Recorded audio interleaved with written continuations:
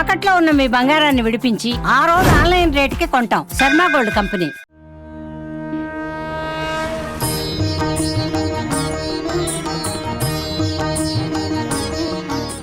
మాధవ, కేశవ, శ్రీహరి, క్షీరాబ్ధినాథ ఇలా రోజుకో నామాన్ని తలుచుకుంటూ ఒక కొత్త నామాన్ని తెలుసుకుంటున్నాం కదా ప్రతిరోజు ఈ ధనుర్మాసం అంతాను పాసురాల్ని సేవించడంలో భాగంగా.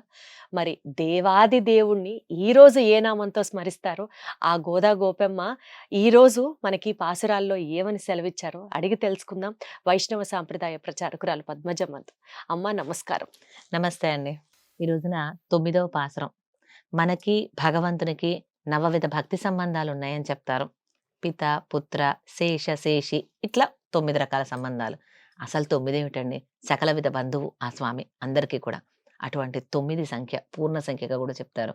అటువంటి 9ని సూచించేటువంటి ఈనాటి 9వ పాసురంలో విశేషం ఏమిటంటే ధూపం వేసేటప్పుడు స్వామికి ఈ యొక్క పాసురం సేవిస్తారు. అంటే మనం అగరబత్తి వెలిగిస్తాం కదా తిరువారాధనలో పూజ చేసేటప్పుడు, ఆ ఉపచారం చేసేటప్పుడు ఆ ధూపం వెలిగిస్తూ తూమణి మాడత్తు అంటూ ప్రారంభమయ్యేటువంటి నేటి పాసురాన్ని పాసురాలతో ఆరాధన చేసేటువంటి పద్ధతిలో వినియోగిస్తారు. అంటే భగవంతుడికి విన్నపం పాసురాలు చేస్తే ఆయన ముఖోల్లాసం అవుతుంది. ఆయనకి ఇష్టం కదా పాసురాలంటే. ఈ పాటలు పాడితే ఆయన ఆనందపడతాడు. మనం చేసే పూజ కూడా ఆయన ఆనందం కోసమే. అందుకోసం ఏ ఏ పాసురం ఎప్పుడెప్పుడు సేవించాలో అప్పుడు సేవిస్తూ ఉంటారు. విశేషించి 3వ పాసురం ఎవరికైనా మంగళాశాసనం చేయాలంటే అని చెప్పుకున్నాం ఆశీర్వాద సమయంలో. ఈనాటి 9వ పాసురం భగవంతుడికి ధూపం వేసే సమయంలో సేవిస్తారు. ముందుగా పాసురాన్ని అనుసంధించుకుందాం. తూమణి మాడத்த சுத்தும் விளக்கெரியா தூபம் கமழ துயிலனை மேல் கண்வளரும் மாமான் மகளே மணிக்கதவம் தாழ் திறவாய் மாமீர் அவளை எழுப்பீரோ உன் மகளதான் உமையோ அன்று செவிடோ அனந்தலோ ஏமப்பெருந்தையில் மந்திரப்பட்டாளோ மாமாயன் மாதவன் வைகுந்தன் என்றென்று நாமம் பலவும் நவின்றேலோ ரெம்பாவாய் ఆండాళ్ తిరువడిగళే శరణం. ఇది నేటి 9వ పాసురం. ఈ పాసురంలో మామాయన్, మాధవన్, వైకుందన్ అంటూ 3 నామాలు ఇచ్చింది.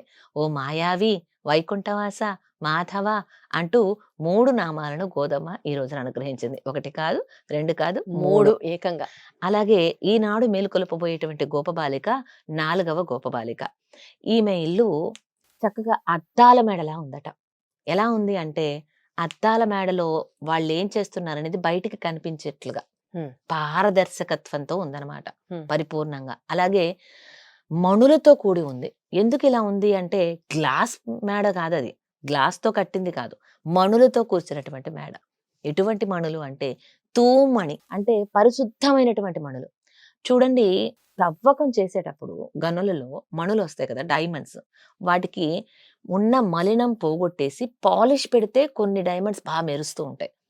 పాలిషే అవసరం లేకుండా, మలినం తొలగించాల్సిన అవసరమే లేకుండా పరిశుద్ధమైనటువంటి మణులు, అలాంటి మణులతో కట్టినటువంటి ఇల్లు అనమాట ఆ గోపికమ్మదే. చూడండి ఎంత విశేషమైన ఐశ్వర్యము ఆ గోపికమ్మదే. అనిపిస్తుందా మనం కూడా ఆ రోజుల్లో ఉండుంటే బాగుండేది, ఆమెను మేల్కొల్పే బదులు ఎలాగో నిద్రపోతుంది కదా అని 4 మణులు పిక్కుని అసలు ఇల్లే మణులతో ఎలా కట్టారు అసలు? అటువంటి మణులతో నిర్మితమైనటువంటి ఇంట్లో ఉంటుందన్నమాట ఆ గోపబాలిక. అంత విశేషమైనటువంటి ఐశ్వర్యవంతురాలు. ఏం ఐశ్వర్యం? భగవంతుని మీద ప్రేమ అనేటువంటి ఐశ్వర్యం. అటువంటి మణులన్నీ ఉన్నాయి కదా, మణులతోనే కట్టబడ్డ ఇల్లు కదా. ఆ మణులు ఏమిటి అంటే తన మనసు లాంటిది అని అంతరార్థం. అలా అలా ఐశ్వర్యం ఉన్నది, లౌకికంగా చెప్పే ఐశ్వర్యం కూడా ఉంది. గోపికలు కదా. అటువంటి మణులతో నిర్మించబడినటువంటి భవనంలో ఆమె చక్కగా పవళించి ఉన్నది. అయితే చుట్టూ దీపాలు పెట్టుకుని మరీ పవళించి ఉందట. వీళ్ళకి బయట నుంచి కనిపిస్తుంది అనమాట లోపల ఏం జరుగుతుంది అనేది. వీళ్ళేమిటంటే నిద్ర పట్టక అల్లాడుతూ ఎప్పుడెప్పుడు తెల్లవారుతుందా అని పూర్తిగా తెల్లవారకు ముందే రాత్రి 1 జాము గడిచాక, అంటే సుమారు 2-2:30 దగ్గర నుంచే వీళ్ళు లేచి ఒక్కొక్కళ్ళని మేల్కొలుపుతూ వీళ్ళు ప్రయాణం సాగిస్తుంటే ఈవిడేంటంటే హాయిగా పడుకుని ఉంది చుట్టూ దీపాలు పెట్టుకొని. మరి ఏమిటి ఇంత విశేషం అంటే కృష్ణయ్య ఉండుంటాడు ఆమె దగ్గర. అందుకని ఈమె అలా చక్కగా అంటే నిశ్చింతగా పడుకుంది కదా. వీళ్ళకి నిశ్చింత లేదు. ఎందుకు? కృష్ణయ్య దగ్గరికి ఎప్పుడెప్పుడు వెళ్దామా, ఎప్పుడెప్పుడు తెల్లవారుతుంది. ఆమె ఏమిటి అంటే చుట్టూ దీపాలు పెట్టుకుని మరి పడుకునింది హాయిగా అంటూ ఈనాటి మేల్కొల్పబోయేటువంటి గోపికమ్మని అత్త కూతురా అంటూ సంబోధిస్తున్నారు. ఓ అత్త కూతురా లేవమ్మా అంటూ. ఆమె ఎంతకి లేవడం లేదు, మాట్లాడట్లేదు, ఉలకట్లేదు, పలకట్లేదు. దాంతో అక్కడే తచ్చాడుతూ ఉన్నటువంటి వాళ్ళ అమ్మగారు కనపడ్డారు మన గోదాగోష్ఠికి.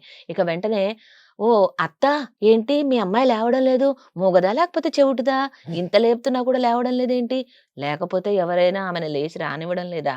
వీళ్ళ సందేహం ఏంటంటే కృష్ణయ్య కృష్ణయ్య అక్కడ వచ్చాడు, ఉన్నారేమో. అక్కడున్నాడు, ఈమె లేచి మాట్లాడబోతుంటే మూతి మూసేశాడని, లేచి రాబోతూ ఉంటే ఆపేశాడని, వాళ్ళిద్దరూ కలయికలో ఉన్నారని, ఇలా వీళ్ళు భావన చేస్తున్నారనమాట.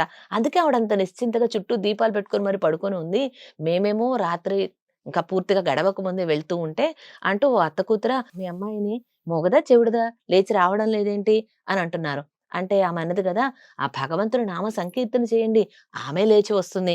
నామం వినగానే ఎటువంటి వాళ్ళకైనా లౌకికంగా ఉండేటువంటి అజ్ఞానపు చీకట్లను చీల్చుకొని భగవంతుని వైపు వస్తారు. అది నామానికి ఉండేటువంటి గొప్పతనం. అటువంటి నామాన్ని చెప్పండరా మీరు, ఆమె వస్తుంది అంటూ చెప్పినట్లుగా భావన చేసి వీళ్ళిక నామాన్ని అనుసంధానం చేయడం ప్రారంభం చేశారు. మాయా చేష్టితములు ఎన్నో చేస్తూ ఉంటాడు. అతి మానుష చేష్టితములు అంటారు. మనుషులెవరూ చేయలేనటువంటి చేష్టితములు కూడా చేస్తూ ఉంటాడు. లేకపోతే పాలు తాగే నెపంతో అంత రాక్షసిని పూతనని ఎలా సంహరించాడు? రోజుల పిల్లవాడప్పుడే శకటాసురుని ఎలా సంహరించాడు? ఆ కేసి అనే గుర్రం నోటిని చీల్చడం ఏమిటి? ఇవన్నీ అతి మానుష చేష్టితములే కదా, మాయావి చేష్టితములు. అటువంటి మాయావిని పిలుద్దాం, మాధవుణ్ణి పిలుద్దాం అంటూ అమ్మని ఎప్పుడూ కూడా వక్షస్థలం మీద నిలుపుకునేటువంటి స్వామి. ఎందుకు నిలుపుకుంటున్నాడు? ఆమె మీద ప్రేమతోనేగా. అంటే ప్రేమించడం తెలుసు ఆయనకి. అటువంటి ఆ స్వామిని మనం అందరం కూడా మేల్కొలుపుదాం. ఈ మాయ చేష్టములు చేసేటువంటి వాడు, ఆ మాధవుడు వేరెవరో కాదు, వైకుంఠంలో ఉన్నటువంటి ఆ స్వామి శ్రీమన్నారాయణుడే మన మధ్యకు వచ్చాడు. కాబట్టి అటువంటి కృష్ణయ్య దగ్గరికి అందరం కలిసి వెళదాం. చక్కగా ఈ నామాలన్నీ చెప్పుకుంటూ వెళదాం. లేచి రావమ్మా అంటూ ఎప్పుడైతే వీళ్ళు మాయన్, ఆ మాయ చేష్టములు కూడా ఇలాంటివి చేయడు.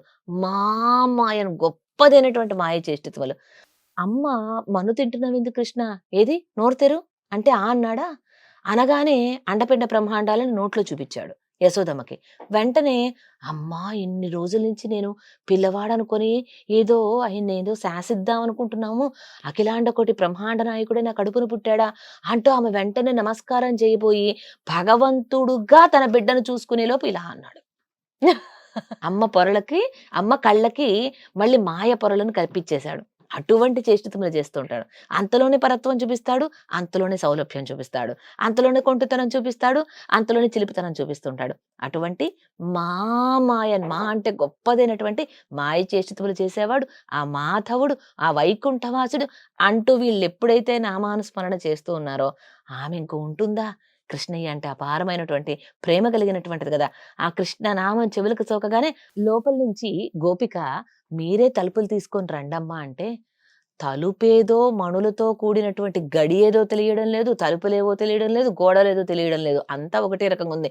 నీవే వచ్చి తలుపు తెరవమ్మా అంటూ చెప్పారు. అంటే మణులతో కూర్చి ఉంది కదా, పరిశుద్ధమైనటువంటి మణులు, గడులు కూడా మణులే. ఆ తలుపులు మణులతోనే, మొత్తం ఆమె భవనం అంతా మణులతో నిండిపోయేటప్పటికి ఏదేమో తెలియడం లేదు, నీవేరా అంటున్నారు. అనటం ద్వారా వీళ్ళ ఉద్దేశం ఏమిటంటే, ఈ నిద్రిస్తున్నటువంటి 10 మంది గోప బాలికలు ఆమెను ఎవరైతే లేపాలి. ఉన్నారో వీళ్ళు ఒక ఆచార్య వైభవం కూడా కలిగి ఉన్నటువంటి వారు. అంటే గొప్ప జ్ఞానవంతులు అనమాట. జ్ఞానం ఉంటేనే కదండి కృష్ణయ్య నామస్మరణ చేస్తూ అలాగా నిద్రిస్తూ ఉన్నారు. వీళ్ళకేంటంటే నిద్ర పట్టక లేచి వచ్చేసారు. వాళ్ళేంటంటే కృష్ణ గుణానుభవంలో గడుపుతున్నారు. అందుకని ఆచారుల వారి యొక్క దివ్య దర్శనం మనం చేసుకోవాలని చెప్పటం. అందుకని నీవే వచ్చి తలుపు తెరువు అనటం ద్వారా ఆమె వచ్చి తలుపు తెరుస్తూ ఉంటే ఆమెను చూడొచ్చు. ఆమె ఈ తలుపును తాకితే వీళ్ళు ఇటువైపు నుంచి ఉండి తాకచ్చు. అంటే ఆచారుల స్పర్శ తగులుతుంది, మనలో ఉండే అజ్ఞానాన్ని పోగొడుతుంది అనే ఒక ఉద్దేశాలన్నమాట. ఆ విధంగా ఈనాడు మేలుకొల్పబోయేటువంటి 4వ గోపికని మేలుకొలిపి తమలో చేర్చుకున్నారు. 9వ పాసురం గోపికమ్మ 4వ గోపిక. ఎందుకంటే 6వ పాసురం నుంచి కదా గోపికలను మేలుకొలుపుతున్నారు. 4వ గోపికను మేలుకొలిపి తమ గోష్ఠిలో చేర్చుకున్నారు మన గోదాగోష్ఠి. మాయావి, మాధవ, వైకుంఠవాస. సో ఈ 3 నామాలు ఈ రోజు మనకి గోదమ్మ అనుగ్రహించారు. సో ఈ 3 నామాలు ఎవరికి ఎలా సౌలభ్యం ఉంటే అలాగా మాధవ, మాయావి, వైకుంఠవాస ఈ 3 నామాల్ని స్మరించుకుంటూ ఉండండి. రేపు కలుద్దాం. ధన్యవాదాలమ్మా. నమస్కారం. ఆండాళ్ తిరువడిగళే శరణం. సర్వం శ్రీకృష్ణార్పణమస్తు.